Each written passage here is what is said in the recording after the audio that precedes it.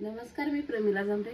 तर आज रव्यापासून आपल्याला नाश्ता बनवायचा आहे। त्यासाठी मी अर्धी वाटी रवा घेतलाय, अर्धी वाटी बेसन आहे, अर्धी वाटी दही आहे। तर अगोदर मी रवा वाटीमध्ये टाकून घेते।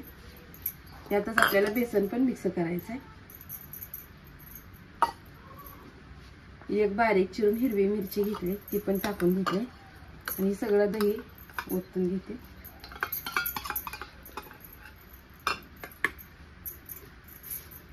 आपल्याला ह्यात चवीनुसार मीठ वापरायचं आहे। तुम्हाला ह्यात कुठल्या भाज्या जरी आवडत असल्या तरी पण टाकल्या तरी चालते। आपल्याला छान असं मिक्स करून घ्यायचं।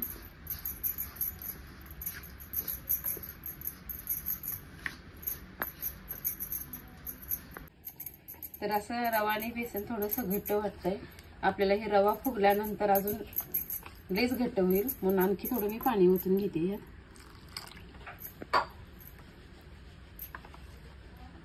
आता हे मिक्स करून मी 1 तासभर पीठ असंच ठेवणार आहे। तर 1 तासभर मी रवा भिजत ठेवलेला, तर आता छान असा घट्ट झालेला आहे। आंबट गोड तिखट लागण्यासाठी मी थोडीशी साखर वापरते। थोडासा खायचा सोडा वापरणार आहे।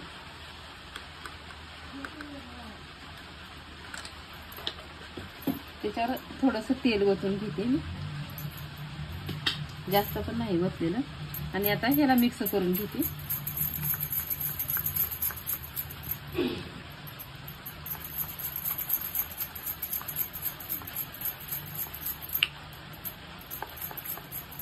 आता ह्या वाटीला मी तेल लावून घेतलेलं आहे, तर दुसऱ्या वाटीमध्ये ओतून घेते हे सगळं मिश्रण।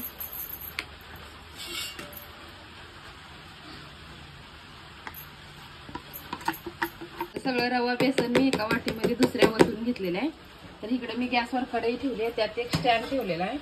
त्याच्यावर आता ही वाटी अशी ठेवणार आहे मी। आपल्याला वाफेवर उकडून घ्यायचं आहे। त्याच्यावर एक पूर्ण पॅक ताट बसणार आणि ह्याच्यावर झाकून घेणार आहे। तर असंच मी एक 10 मिनिटं गॅस चालू ठेवणार आहे। तर मी एक 10 मिनिटासाठी झाकून ठेवलेलं। तर छान असा रवा फुगला गेलेला आहे।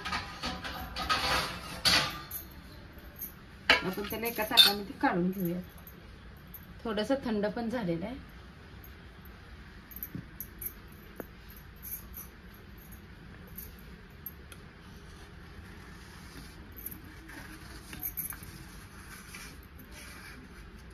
तर आपण एका ताटामध्ये ना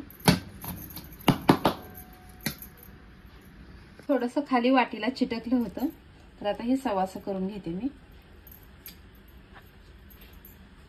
तर आता हे आपल्याला कट करायचं असेल, वड्या कट करून घेता येते त्या, पण मी असंच ठेवलेलं आहे। 1-2 मिरच्या मी तळून घेतल्या, थोडीशी कोथिंबीर टाकते आणि जिरी मोहरी पण मला तळून घ्यायचं आहे। तर जिरी मोहरी टाकते फोडणीला।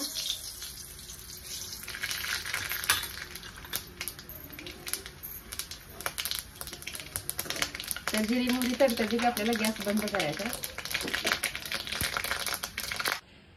तर मी ह्याच्यावर जिरी मोहरी टाकून घेते। जिरी मोहरी आणि कढीपत्ता।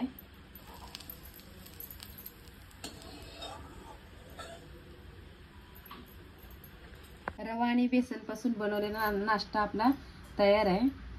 माझा व्हिडिओ आवडला तर नक्कीच लाईक करा, सबस्क्राईब करा। फेसबुकवर बघत असाल तर फॉलो करा। तर बघा किती छान असा झालेला आहे।